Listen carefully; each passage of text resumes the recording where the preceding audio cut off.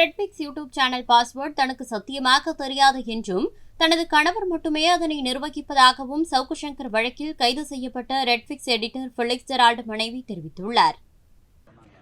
Property நான் சொன்னேன், என்னோட லாயர் சொன்னாங்க ஒரிஜினல் டாக்குமெண்ட்ஸ் எடுக்க விடாதீங்க, உங்க பேர்ல இருக்கிற டாக்குமெண்ட்ஸ் எடுக்க விடாதீங்கன்னு சொன்னாங்க.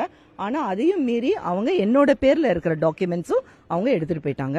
அது மொத்தமா சேர்த்தா 6 ஒரிஜினல் டாக்குமெண்ட்ஸ் என்னோட ப்ராப்பர்ட்டி டாக்குமெண்ட்ஸ். அதுல 4 என்னோட பேர்ல இருக்குது, 1 2 எனக்கு கன்ஃபியூஷன் இருக்கு. அது என் ஹஸ்பண்டோட பேர்ல இருக்கும்.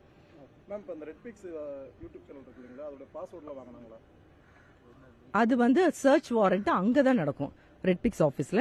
எனக்கு சத்தியமாக தெரியாது, எங்கள் ஹஸ்பண்ட் மட்டும்தான் அதை ஹேண்டில் பண்ணுறாங்க.